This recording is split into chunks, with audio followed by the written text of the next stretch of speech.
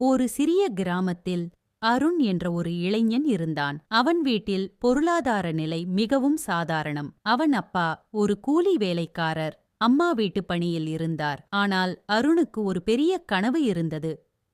ஒரு நாள் நான் வெற்றி பெற வேண்டும் என்ற கனவு. அருண் படிப்பில் மிக அதிகமாக புத்திசாலி இல்லை. பள்ளியில் பலமுறை தோல்வி சந்தித்தான். நண்பர்கள் சிலர் அவனை கேலி செய்தார்கள். நீங்களால் எதுவும் ஆகாது என்று பலரும் சொன்னார்கள். அந்த வார்த்தைகள் அவனை சில நேரங்களில் மிகவும் பாதித்தன. ஒரு நாள் இரவு அவன் வீட்டின் முன்பு அமைதியாக உட்கார்ந்து கொண்டிருந்தான். அப்போது அவன் அப்பா வந்து மெதுவாக கேட்டார், "ஏன் கவலையாக இருக்கிறாய்?" அருண் சொன்னான், "என்னால் எதுவும் முடியாது போலிருக்கிறது அப்பா. எல்லோரும் என்னை தோல்வி என்று சொல்கிறார்கள்."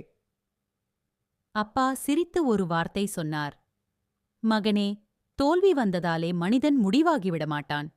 முயற்சி நிறுத்தினால்தான் முடிவு. நீ முயற்சி நிறுத்தாதே."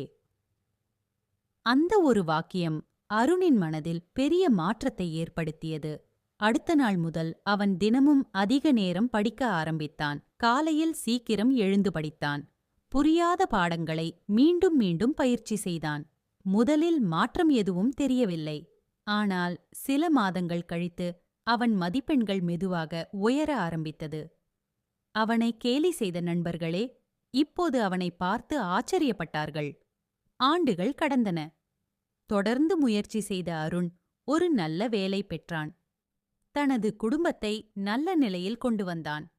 ஒரு நாள் பள்ளியில் சிறப்பு விருந்தினராக அழைக்கப்பட்டான். அதே மேடையில் நின்று மாணவர்களிடம் அவன் சொன்னான், "நான் புத்திசாலி இல்லை. எனக்கு பெரிய வசதிகளும் இல்லை. ஆனால் நான் ஒரு விஷயத்தை மட்டும் செய்தேன். தினமும் சிறிது முயற்சி. அந்த சிறிய முயற்சிகளே இன்று என்னை இங்கே கொண்டு வந்தது." அந்த நாளில் பல மாணவர்கள் புதிய உற்சாகத்துடன் வீட்டுக்கு சென்றார்கள். கதையின் நெறி: வெற்றி ஒரே நாளில் வராது. தினமும் நாம் செய்யும் சிறிய முயற்சிகள்தான் நாளை பெரிய வெற்றியாக மாறும். நம்பிக்கை பிளஸ் தொடர்ந்து முயற்சி சமம் நிச்சயமான வெற்றி. இந்த வீடியோ பிடிச்சிருந்தா மறக்காம கமெண்ட்ல சொல்லுங்க. சப்ஸ்கிரைப் பண்ண மறந்துடாதீங்க.